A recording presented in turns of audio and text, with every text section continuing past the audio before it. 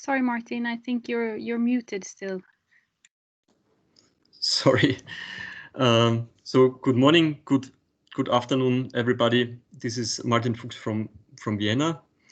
I have the honor to start with this presentation in this new series of webinars, which is called Let's Talk Hydro, a new format in the hydropower business unit. Today we will talk about flow forecasting models. I will do this presentation together with my colleague Harald Kling. I will do the first part of the presentation and then hand over to Harald.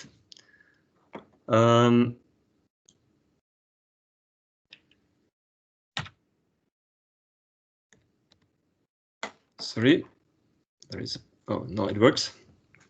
So the agenda actually is pretty short.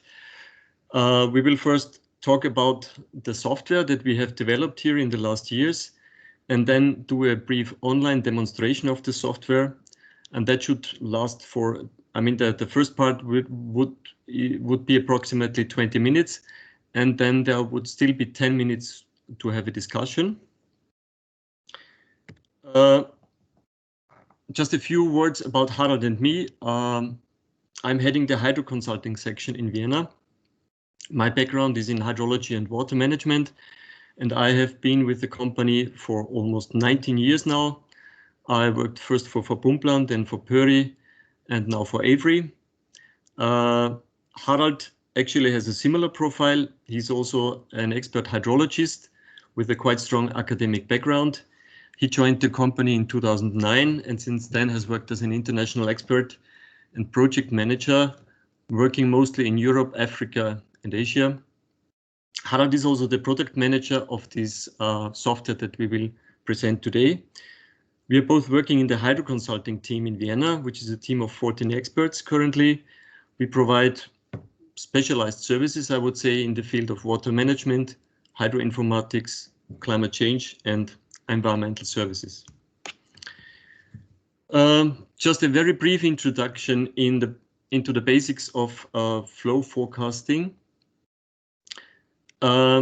Basically, a flow forecasting system transforms observed and forecasted precipitation and typically also river flow observed in the upstream part of the basin into forecasted inflow at a certain location in a catchment. Since we are all hydropower people, typically our main interest is in reservoirs and dams. So we want to use this software to forecast inflow to hydropower stations or to reservoirs. And we don't only want, we also want to forecast generation. So it's not only about inflow forecasting, it's also about generation forecasting. And this information, forecasted inflow and forecasted generation, is the basis for optimization of reservoir and plant operation, with the objective to increase generation and revenues and to improve flood management and dam safety. In our company, we have actually a quite long tradition in flow forecasting. Here in Vienna, we were implementing the first flow forecasting models already 20 years ago. But then between 2005 and 2015, we were mostly busy with support services for new hydropower development, working on feasibility studies, doing hydrological studies, desk studies. And it was only in 2015 that we moved back to this field of real-time flow forecasting, also because at that time hydropower operation and maintenance, but also hydropower digitalization became more prominent again. So in the last years, we have developed a quite modern software for hydrological monitoring and forecasting. It's a web-based solution designed to support decision-making in hydropower operation. This is why we call it the Avery Hydropower Decision Support System, Avery Hydro DSS in short. I would like to mention that this is a fully digital system, but it does not necessarily mean that it has to run fully automatic, because we think that also in a fully digitized environment, the human brain still plays an important role. This is why we call it a decision support system. It supports decision-making and hydropower operation, but the decision itself still needs the human operator. I just would like to highlight a few elements of the software that we have developed here in Vienna. First of all, at the core of the system, there is a hydrological model, which is mimicking the relevant hydrological processes ongoing in the catchment. It's a quite advanced hydrological model. I will not go into detail here, but basically it's a conceptual semi-distributed model with simulates the processes ongoing in the snow layer, in the soil layer, in the groundwater, and so on. We have quite long experience and strong experience with these types of models, and we have implemented this as, so to say, the engine into our inflow forecasting system. We can integrate all different types of input data. That includes satellite-based precipitation observations, but also ground-based observations. And we have coupled the system already to different types of numerical weather prediction models, free models, but also commercial products. As I mentioned already, it's a web-based application. It is a client-server solution, so the main system actually runs on a server, can be a physical server or a cloud-based server, a server in the cloud.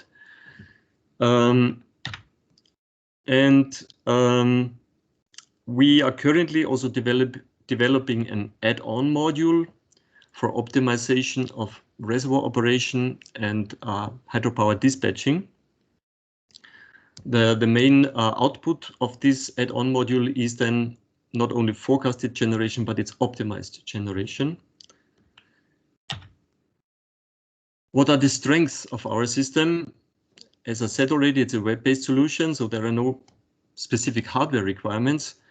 All the user needs actually is a modern browser software like Google Chrome. He needs a user account and a password, and he needs internet access. Another strength of the system is that the basic module works with freely available satellite and weather forecasting data. So in this most basic version, the data acquisition costs for the client are rather low. But we can, of course, also integrate station data and commercial weather forecasts. Basically, we provide two types of forecasts. We provide short-term forecasts, and in some applications, we also apply seasonal flow forecasts. Short-term forecasts typically are forecasts for the next, I would say, 3 to 10 days, in some cases 14 days. Seasonal forecasts are forecast for the next month. We have systems where we forecast inflow for a forecasting horizon up to 12 months. What is the value for the client? Well, the main intention of the system is to improve daily, monthly, seasonal, and annual planning of operation. The system is also quite useful for optimizing the maintenance plans, so for optimized scheduling of maintenance. With the help of this system, the user and the operator can improve flood management and dam safety, but in many cases, the system also allows to provide early drought warnings and improved drought management. And I would say the main objective, of course, of the system is to increase generation and revenues of a hydropower scheme.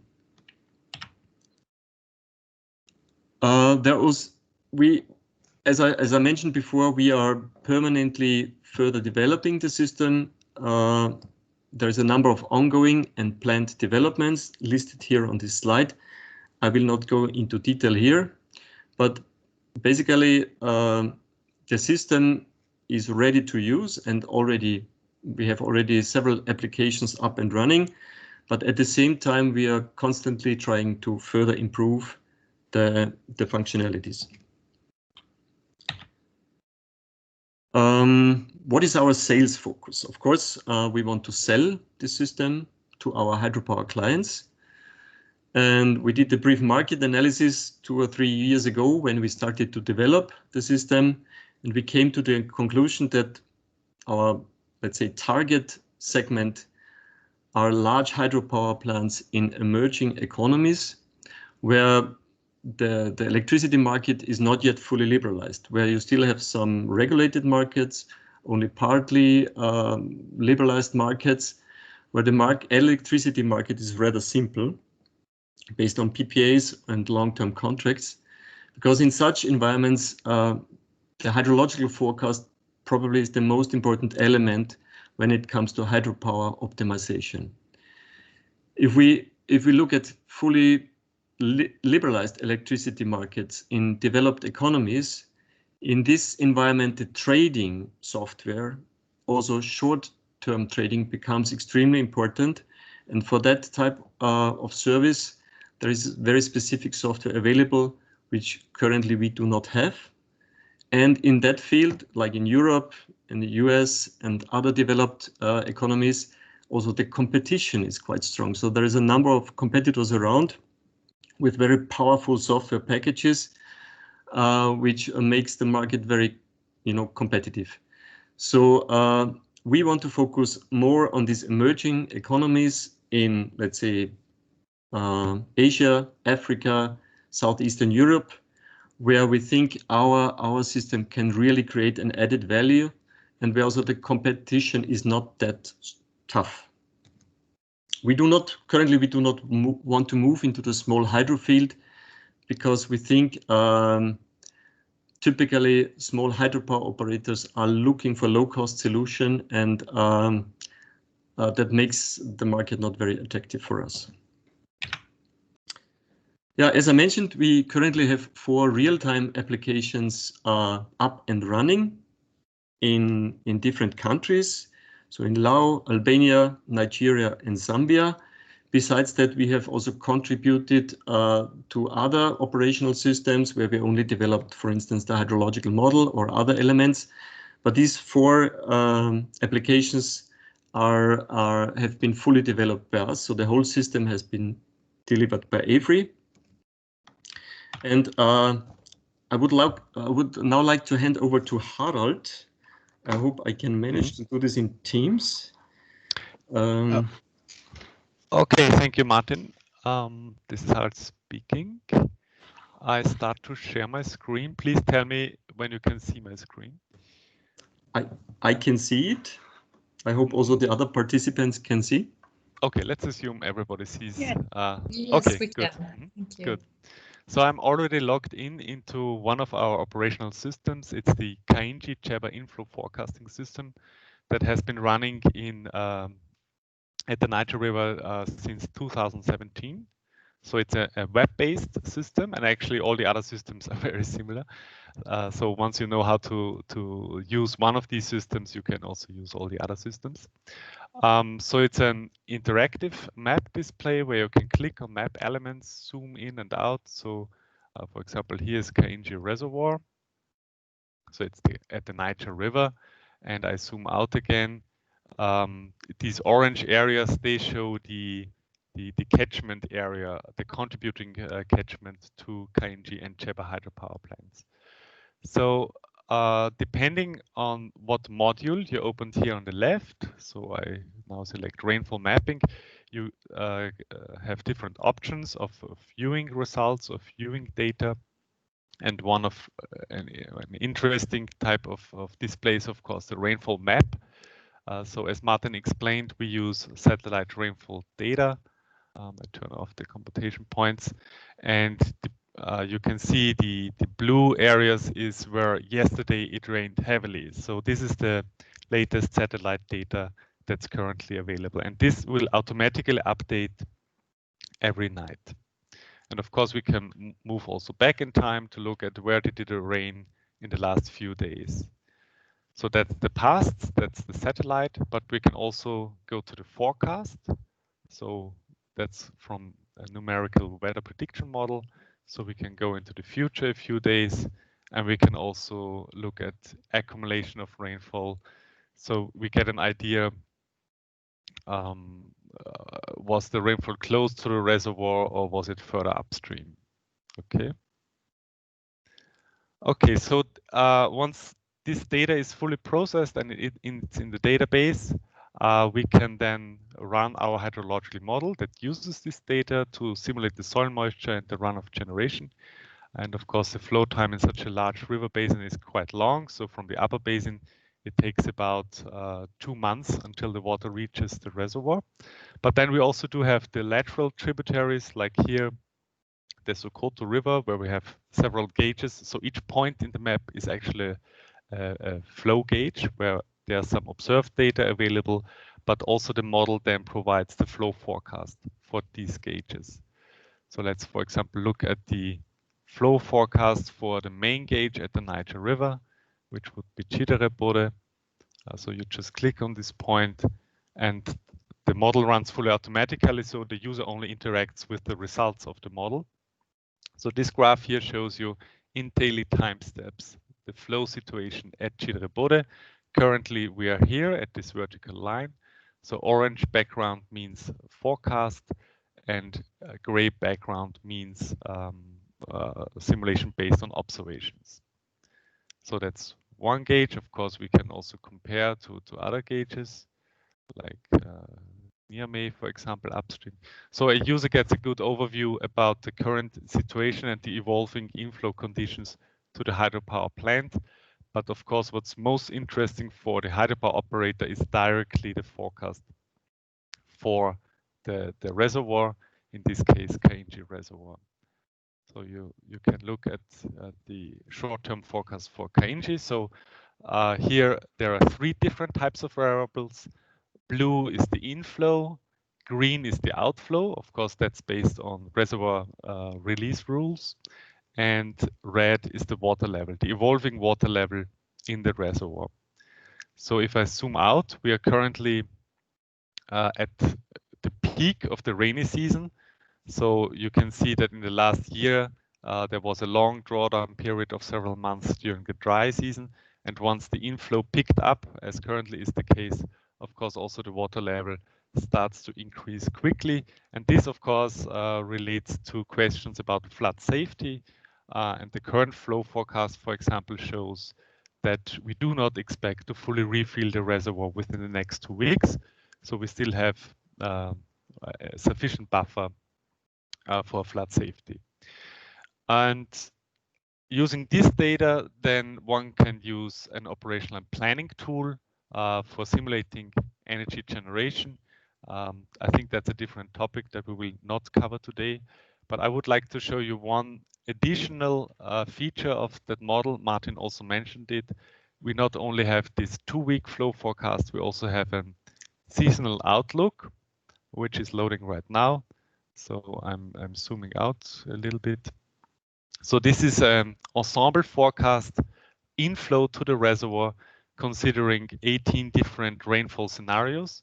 So weather forecast models are not accurate when you move beyond a few days. But of course, we can look at different plausible rainfall scenarios and what would they mean using data of historic years for the inflow to the reservoir. And this is shown here. So of course, it starts with the current condition, but you see how this then spreads into an uncertainty range.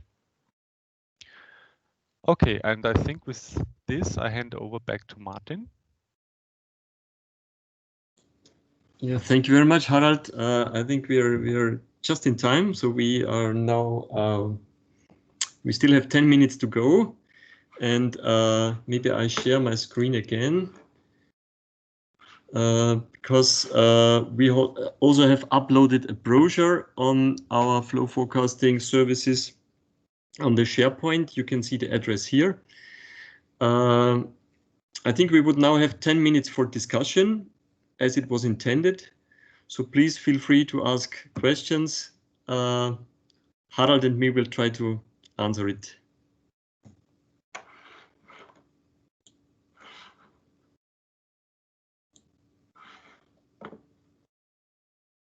Okay, it seems there are hardly any questions. Hi, Martin. It's Daniel here in Switzerland. Hello, Daniel. Good to hear you. Long time not seen. Long time, yeah. How are you doing? Okay. Fine. Good. Thank you for the presentation. It's really interesting. Tell me, in terms of catching new clients, do we offer like a freebie? Do we offer like a free start or a free introductory period, and then they have a monthly charge, or do we charge them for a lump sum at the beginning, or how is your sort of invoicing process, charging process? Yeah, we try to have a quite flexible business model and also fees. For instance, for this Niger River flow forecasting system, we charged the client for the implementation, which was in that case a quite big project. It took us like one and a half year to implement this system because it's a quite big basin. And now we have an annual maintenance fee. So because we also operate the software for them, and we do the software maintenance. In other cases, our idea really was to offer a freebie or a kind of free pilot version and try to gain the interest of the client. We did this, for instance, for the Kariba reservoir, which was one of the biggest reservoirs on the planet. So here we basically developed the system or the pilot system for free. And now we are charging them an annual fee. In that case, this is 30,000 euro per year. The only thing is that the client is highly interested, is using the system every day. But Kariba is a state-owned reservoir. Also, there are several stakeholders involved, and they have they had an extremely dry year with very low income. So they are now really struggling to pay the annual fee. But so we have reduced the annual fee now to monthly fees, so that they can manage this with the current cash flow. But basically, the idea is to be very flexible here. Depending on the, let's say, also financial capabilities of the client, we can either do a full implementation then with a rather low maintenance fee, or we implement the pilot version and then try to have something like an annual subscription fee.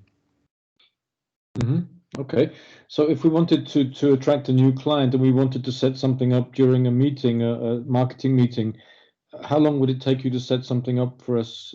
We could demonstrate something to a client. Is this a fairly short process?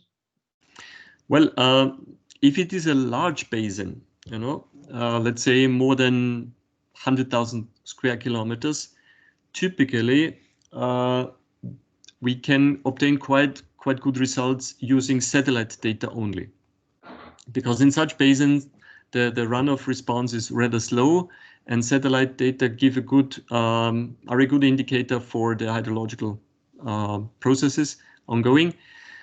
So for such type of clients and basins, probably we can set up a first pilot or demo version in a few weeks. If it is a small, very dynamic basin, we typically have to rely on ground-based data. And then there's always the question, what type of data is available?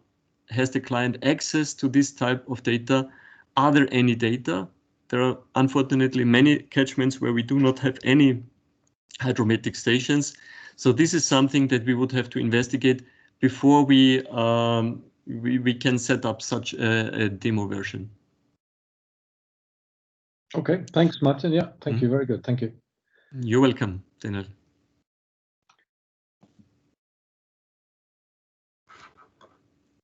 I have a question regarding in Sweden, when we try to estimate the peak flows for our hydropower facilities. I think it would be interesting for us to set up a meeting where we can discuss if this software can be used to estimate peak flows and high flows.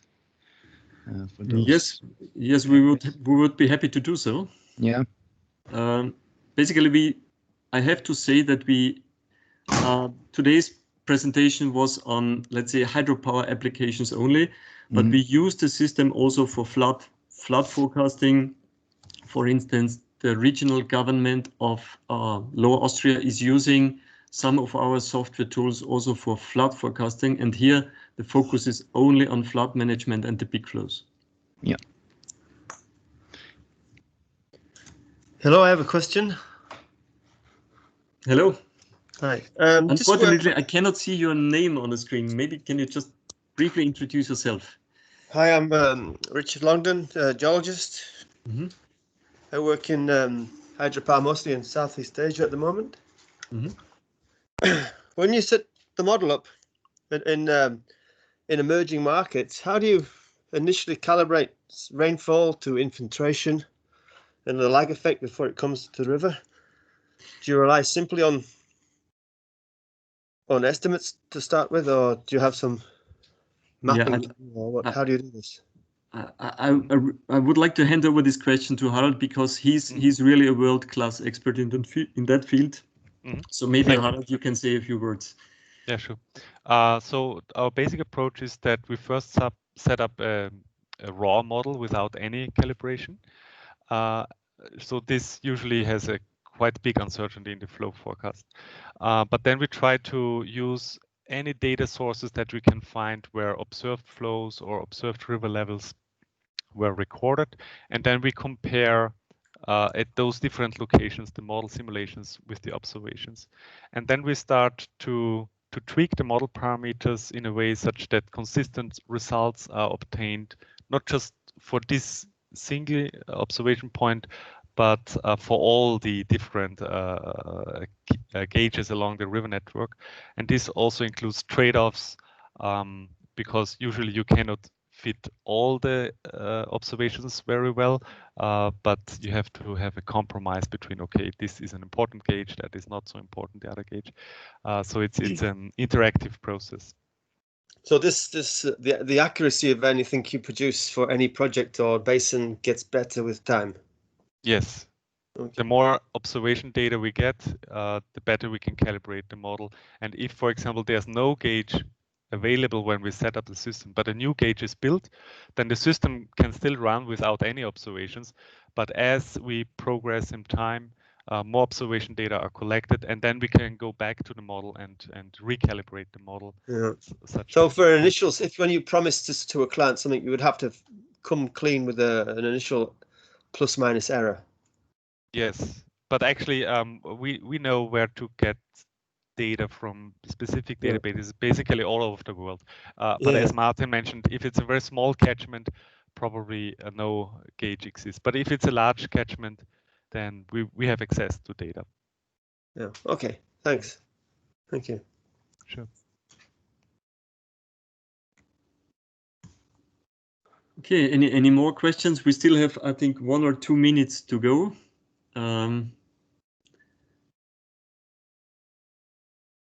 If not, I would like to mention again that there is a brochure uploaded on the SharePoint platform. But please, you can contact us anytime, like Harald and myself. Of course, we are mostly interested in getting direct access to our already existing hydropower clients. I think that is one of the strongest advantages that we have compared to our competitors. We have direct access to hydropower clients, and the whole system has been developed in close cooperation with clients. We received actually very little external funding, so the whole software actually was developed with client money, because we're trying to be close to the client. So we really count on you. Cross-selling is extremely important, also in this new AFRY hydropower family, where we think we would have the chance and the opportunity to get access also to new clients. So if you have any potential sales opportunities in mind, please don't hesitate to contact us. Okay, then I think we can close the session. Maybe Linda wants to say a few concluding words. Hi. No, I just wanted to thank you, Martin and Harald, for a really great presentation. It's very clear, and it's a super great tool that you have developed, and I also would like to thank you for starting up this Let's Talk Hydro in this new format. This session is also recorded and will be found on our internal webpage. And as your final words, Martin, I would just like to highlight that as well. This is about cross-selling, and this is about how we can utilize on our already developed projects around the world. So again, Martin and Harald, thank you for a really great presentation. Thank you. You're welcome. Okay, then. Goodbye, everybody. I hope you stay safe, and the times are quite challenging, but we would really be happy if we could get in contact with some of you in order to think about offering this product to our clients. Thank you very much. Goodbye. Thank you. Bye-bye. Bye-bye. Thank you. Thank you. Bye. Bye. Thank you. Thank you. Goodbye.